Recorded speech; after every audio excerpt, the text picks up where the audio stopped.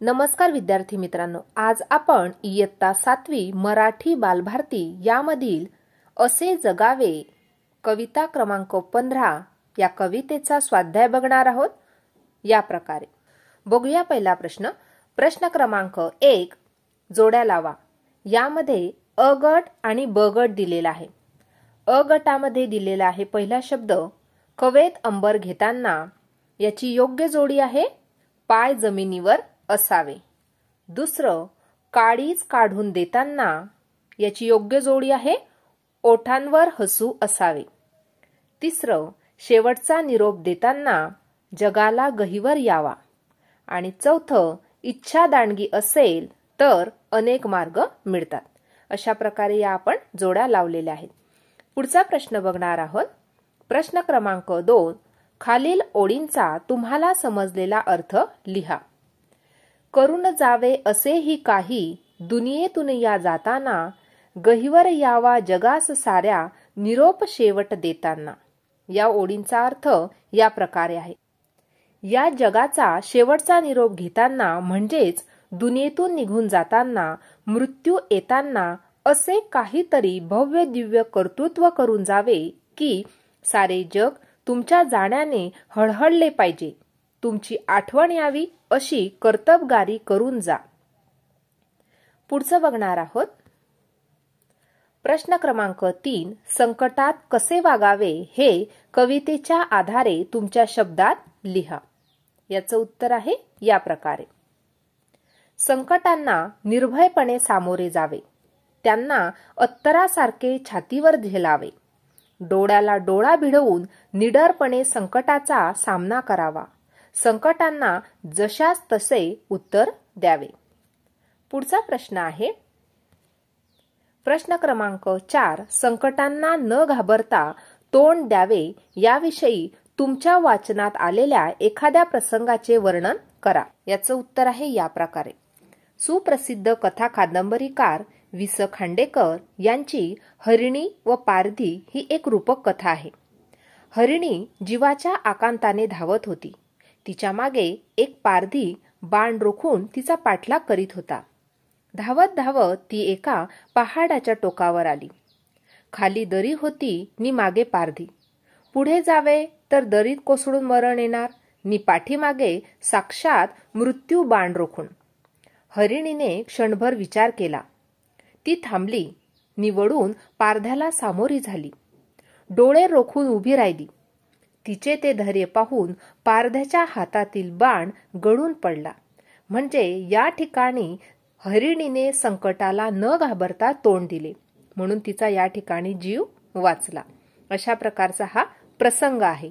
पुढचा प्रश्न बघणार आहोत। प्रश्न क्रमांक 5, कवीने या कवितेतून दिलेला संदेश तुमच्या शब्दात लिहा। याचं उत्तर आहे या प्रकारे।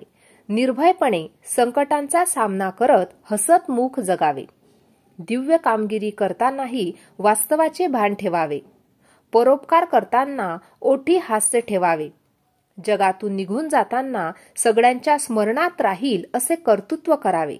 हा संदेश कवींनी या कवितेतून दिला आहे। पुढचा प्रश्न बघणार आहोत। पुढचा प्रश्न आहे खेळूया शब्दांशी। या ठिकाणी वाक्प्रचार व अर्थ यांच्या जोड्या आपल्याला लावायचा आहे। बघा या ठिकाणी अ प्रश्न दिलेला आहे, खालील वाक्प्रचार व अर्थ यांच्या जोड्या लावा। या ठिकाणी अ गट आणि ब गट दिलेला आहे। पहिलं नजर रोखणे, याची योग्य जोडी आहे निर्भयपणे पाहणे। दुसरं पाय जमिनीवर असणे म्हणजे वास्तवाचे भान ठेवणे। तिसरं गगन ठेंगणे होणे म्हणजे खूप आनंदी होणे। पुढचं कवेत अंबर घेणे म्हणजे अशक्य गोष्ट शक्य करणे। आणि पाचवं काळीज काढून देणे म्हणजे प्रिय गोष्ट दुसऱ्याला देणे। अशा प्रकारे या ठिकाणी वाक्प्रचार व त्यांचे अर्थ यांच्या योग्य जोड्या आपण लावलेल्या आहेत। पुढचा प्रश्न बघणार आहोत। या प्रकारे कवितेतील यमक जुळणारे शब्द लिहा।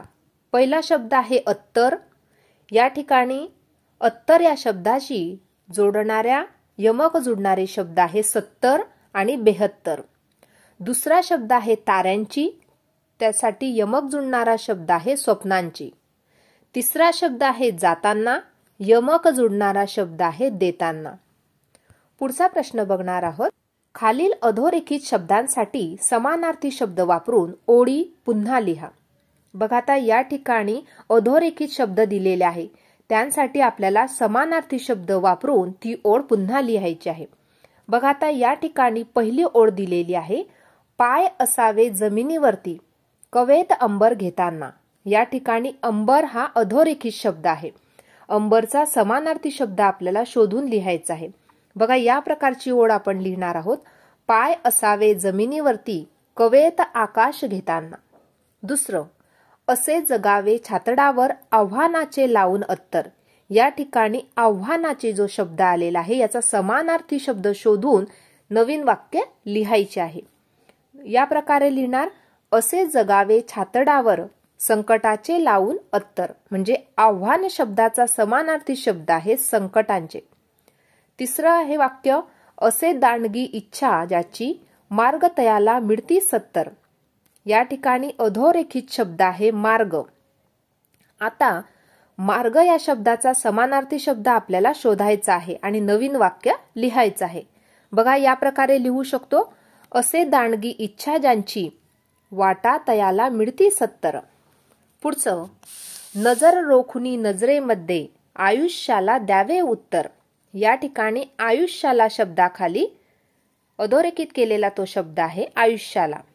या ठिकाणी आयुष्याला शब्दाचा समानार्थी शब्द वापरून नवीन वाक्य आपल्याला लिहायचे आहे.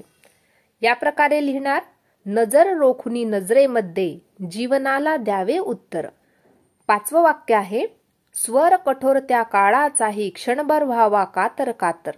कातर कातर शब्द अधोरेखित आहे, त्याचा आपल्याला समानार्थी शब्द लिहून शोधून नवीन वाक्य लिहायचं आहे. बघा या प्रकारे, स्वर कठोर त्या काळाचाही क्षणभर व्हावा कापरा कापरा. अशा प्रकारे आपण या ठिकाणी कातर कातर शब्दासाठी समानार्थी शब्द लिहिला, कापरा कापरा, आणि नवीन वाक्य लिहिलेलं आहे.